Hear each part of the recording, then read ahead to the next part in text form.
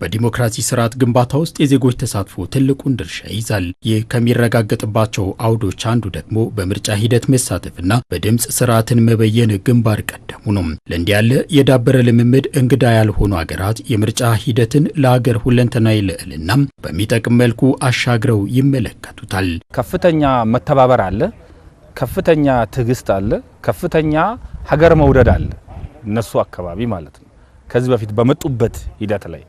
ስለዚህ እያንዳንዱን ስቴፕ ሀገራቸውን በማፈርስና የእርስ በርስ ግጭት በማመጣበት አኳኋን አንድነትን አብሮነትንና ሀገራዊ ሉዓላዊነትን ቅድሚያ በመስጠት ነገ የሚያገኙዋቸውን ትርፎችን ቀድሞ በማስላት ነው እንግዲህ የሄዱበት።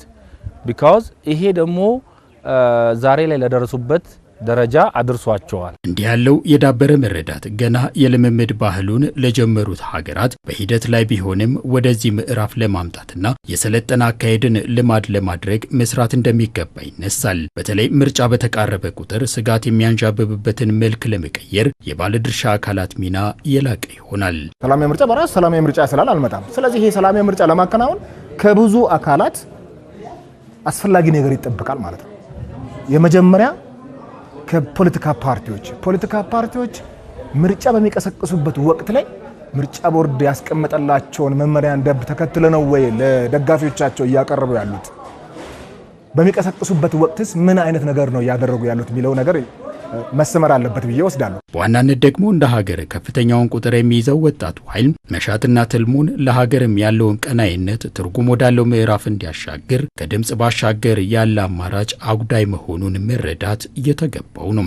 መቀየር የሚቻልበት እድል አሁን ባለንበት ነባራዊ ሁኔታ ምርጫ ይሄን ምርጫ ተጠቅሞ ካርዱን ተጠቅሞ የሚፈልገውን መምረጥ የማይፈልገውን አለመምረጥ የሚቻለውን እድል እጁ ላይ ያለ ትክክለኛ ባልሆነ መንገድ ደግሞ የሚመጡ ነገሮችን መከላከል ይሄ የወጣቱ ኃላፊነት ነው። ማንንም ሳያስገድደው ማንንም ጫና ሳያደርግበት ኤከሌን ምረጥ ሳይባል በራሱ ፖለቲካ ፓርቲዎች በሚያቀርቡት ማኒፌስቶ ገምግመው ድምጽ የሚሰጥበት ነው። ፍትሃዊ የምንለው ደግሞ በዛች በእለቷ በጎሮጆዋ ቀሌ ምንም ነገር መደረግ የለበትም ነው። የቀናት ዕድሜ በቀረው ሰባተኛው ጠቅላላ ምርጫም በድምጽ መስጫው ዕለት ከ50 ሚሊዮን በላይ ዜጎች ድምጽ ይሰጡበታል ተብሎ ይጠበቃል። መሾምም ሆነ መሻር የድምጽ ብያኔ ብቻ መሆኑን ሁሉም ሊገነዘበው ይገባል ያሉት ሀሳብ ሰጪዎቹም በዕለቱ የታለመውን ከግብ ለማድረስና በዘርፉ አዲስ ታሪክ ለመጻፍ ሚናው የተናጠል ሳይሆን የጋራ መሆኑን መገንዘብ ግድ ይላል ባይ ናቸው።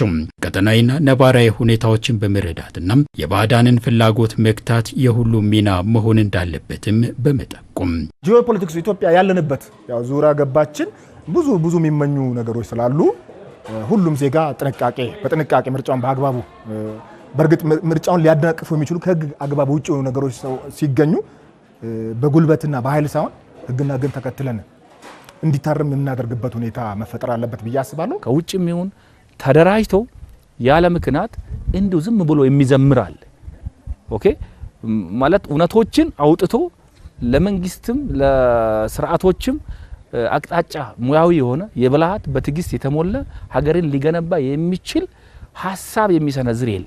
የምርጫ ጊዜውን እንደ ትልቅ ግብአት ተጠቅመው አገርን ለማፍረስ ይሰራሉ ማለት። የሀገርን አሸናፊነት ከፍ ለማድረግና ተእምርታዊ ሂደትን ለመከወን የጸጥታ አካላትን ጨምሮም የሁሉም ዜጋ ኃላፊነት ነው ያሉት እነሱም ከሀገራዊ ምስል ባሻገር ለግላዊ መሻትና ለባዕዳን ያደሩ ሀሳቦችን ማምከን ይገባል የማሳረጊያ ምክር ሀሳባቸው ነው።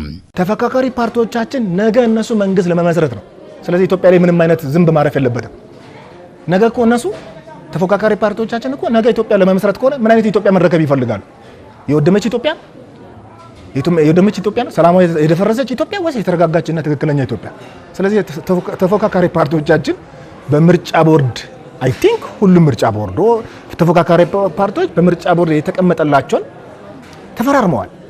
ያን መፈራረም ወይም ያንን ህግ ተግባራዊ ማድረግ አለባቸው። እንደ አይነት ነገር ያደረገው ማን ነው ምንድነው የሚለውን ነገር ማረጋገጥ የምንችልበት እጃችን ላይ ስላለ ይሄንን ምቹ እድል በጋራ ተጠቅመን የጋራ ሀገራችንን የታሪካዊ የትውልድ ኃላፊነታችን በማዝለቅ ውስጥ በሰላማዊ ምርጫ በዲሞክራሲያዊ ምርጫ መንገድ ውስጥ ለአፍሪካ ተምሳሌት መሆን የሚያስችል ማድረግ መቻል አለብን።